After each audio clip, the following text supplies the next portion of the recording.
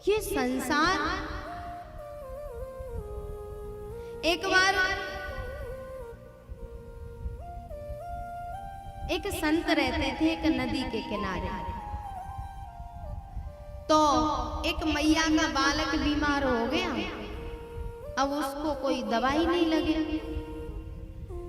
हम सब विचार कर रहे क्या किया जाए, इतनी दवाई करा ली, बालक बच नहीं रहा। तो एक भक्त नारी थी, उसने कहा, बोले ये नदी के किनारे एक बाबा रहता है, वहां चली जा, संतों के चरणों की रज लग जाए कुछ। बोले ठीक है। वो गई, उसने जाके कहा, महाराज मेरा बालक बहुत बीमार है, आप कुछ करो। संत ने कहा, भैया मैं तो कुछ जानता नहीं। संत ने अपनी दाढ़ी में से एक बाल दे दिया कि ले, उसके हाथ में बांध देना। बोले ठीक है। उसने आके अपने बालक के हाथ में वो बाल बांध दिया। संत ने कह दिया किसी से कहना मत। और प्यारे, यदि कोई समाचार पूरे चिनाटे में फैलाना हो तो प्रेस वालों को बताने की जरूरत नहीं है, तो किसी एक मैया को बता दो।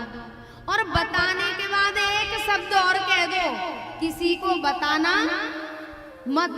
अगर आपने ये शब्द नहीं कहा तो हो सकता है कि वो बात बच जाए, लेकिन जैसे ही आप कहोगे इस बात को किसी को बताना मत, तो फिर तो ये समझ लो कि सुबह होते होते पूरे चिनाटे में बात फैल जाएगी।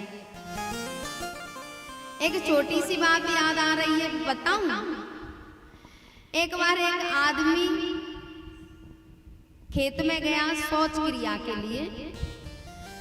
तो वो जब बैठा तो वहां एक कौआ की पंख पड़ी थी। और जब वो खड़ा होके चला तो उसने देखा, अरे राम, मेरे पेट में से तो कौआ की पंख निकली है। उसने अपनी पत्नी से जाके कहा, बोले तू अगर किसी से कहे नहीं तो एक बात बताऊं। बोले बताओ। बोले आज मैं शौच क्रिया करने गया तो मेरे पेट में से कौआ की पंख निकली। उसने कहा है? बोले हाँ। बोले किसी से कहना मत। बोले मैं किसी से नहीं कहूंगी, मैं पागल हूं क्या, इतना तो मैं समझती हूँ। बोले हाँ। एक पड़ोसन के घर गई और बहुत सी माताएं ऐसी सुपात्र होती हैं कि जब तक 10 घरों में नहीं डोले आएंगी तब तक उनकी रोटी पचने वाली नहीं है। गई पड़ोसन के घर, बोली बहने एक बात बताऊं। बोले हाँ बता। किसी से कहोगी तो नहीं? बोले मैं किसी से नहीं कहूंगी, बता। बोले मेरे पति के पेट में से कौआ की पंख निकली है। बोले अच्छा। वो दूसरी के पास गई, बोली तुझे एक बात पता है? बोले क्या? बोले वो फलानी के पति के पेट में से कौआ की पंख निकली है। अब बात फैलते फैलते रात में बात फैली और फैलते फैलते उस कौआ की पंख की हो गया कौआ। एक आई सुबह और उसी आदमी से पूछने लगी, बोले हमने सुना है आपके पेट में से कौआ निकला।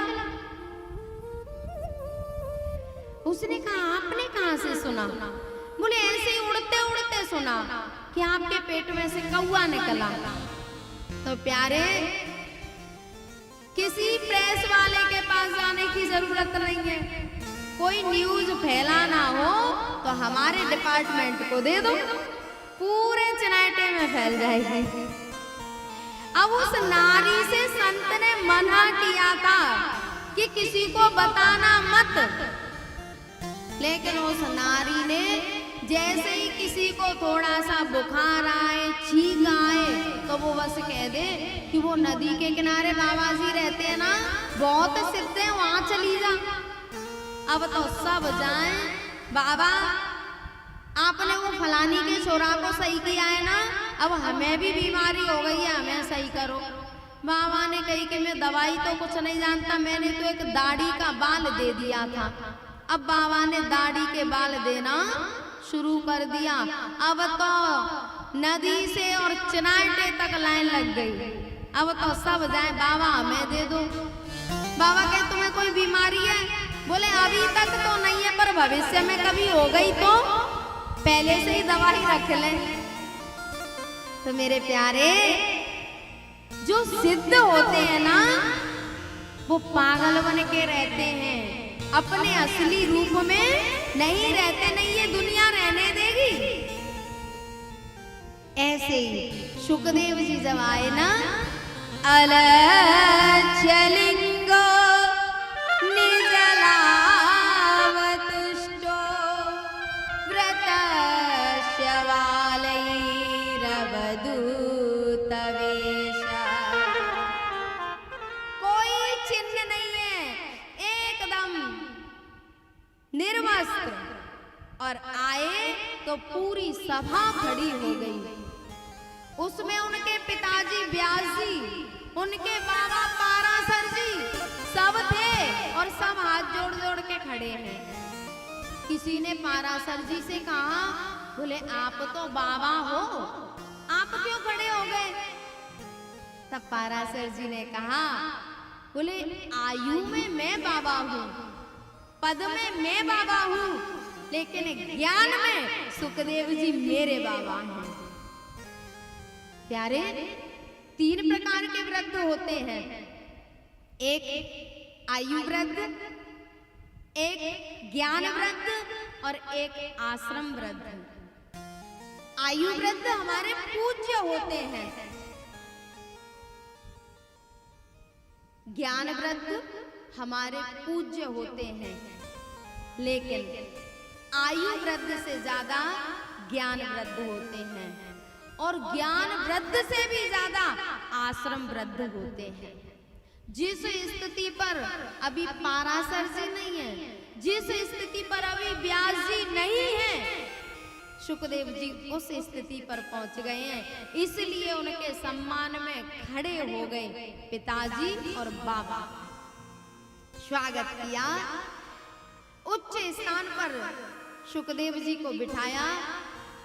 जैसा कि परीक्षित जी प्रार्थना कर रहे थे, मेरा आवागमन मिटाए, मेरी बिगड़ी बात बनाए, ऐसा कोई संत मिले।